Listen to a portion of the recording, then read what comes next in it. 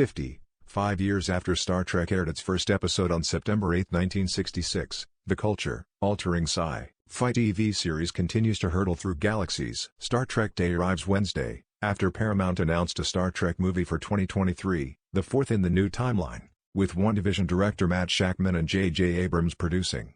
Meanwhile, 90-year-old William Shatner, the seemingly dilithium crystal-charged OG Enterprise captain, is celebrating the release of the first 4 Star Trek movies in 4K, while also speaking out about Star Trek: Love and Loss on his introspective new spoken word album, Bill, out September 24, which features musical guests such as Brad Paisley and Joe Jonas. The cancellation of TV Star Trek in 1969 was a low point in my life, Shatner tells USA Today. It was the last chapter as far as I was concerned at that time, but as life does, sometimes, what is down comes up. Shatner discusses the universal upsides that followed and pays tribute to his friend and co-star Leonard Nimoy, who died in 2015. Star Trek: Wrath of Khan director pleads, "Quit asking if Ricardo Montalban's chest is fake, it's all muscle." Question: First, the new Star Trek movie. No cast details. Is Prime Kirk making his first appearance in the new movie timeline? It's time. William Shatner: I agree with you. We need to see a Prime Kirk 55 years after the fact, and maybe 20 pounds heavier. How would you explain that? That's their dilemma. What you've just said, about the movie, is news to me and I'm delighted to hear it. But my studio connection is frayed. Not afraid. Although I'm a little afraid of being frayed. Q. On your new album, you discuss watching coverage of the historic 1969 Apollo moon landing 1 month after the Star Trek cancellation. How was that? Shatner: I had been to Cape Canaveral as Captain Kirk, with the red carpet treatment. I had signed something saying, "See you on the moon."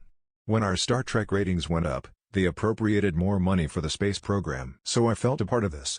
And there was Neil Armstrong, walking on the moon. This incredible moment for humanity. And I'm lying on a bed in an RV, looking through a window at the moon, watching this on a little 4-inch black and white television set on my belly. I'm in a pasture on Long Island doing summer stock theater. I'm at a very low point watching this high point. Q. Star Trek: The motion picture came out in 1979. There's a really long scene, like 10 minutes, of Kirk lovingly inspecting a substantially improved Enterprise. How refreshing were real movie special effects. Shatner: It was wonderful. The whole newness. We had been cancelled and all of a sudden, there was all this money poured into the production. We thought, we're off and running into the major movie arena. We weren't. The movie wasn't the success we hoped it would be, but the special effects, even the ship itself, were so primitive in the television show. You look at it now, it's almost laughable. And we were discovering things as we went along. It's like the rushes would come in after shooting, and we'd say, "Oh, no. We're falling the wrong way on the bridge." Until we found the results, we were fumbling. Q. Do you ever correct people wearing "Beam Me Up, Scotty T" shirts by telling them Kirk actually never said that line? Shatner: No. I'd like them to believe the fantasy and let them buy the T-shirts, for which I have no financial interest. Q. A lot of questions on this online. Do you correct the people who believe Kaley Cuoco is your daughter from those Priceline commercials? Shatner: They plucked a hair from her body and did a DNA test. It didn't turn out. No, Kaley Cuoco is not my daughter. I'd rather they didn't believe that because I've got 3 beautiful daughters. But if they want to believe that Kaley Cuoco is related, she's a beautiful, lovely young lady. I would be delighted to have her as a member of our family. Q. Once again, the autobiographical album. You speak about Leonard Nimoy dying, missing the funeral, and swallowing your tears.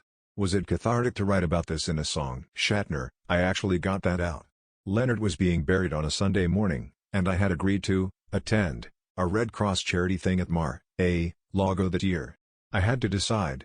I decided for the charity. I said to the people at the charity that there'll be things erected for Leonard, but they're all ephemeral.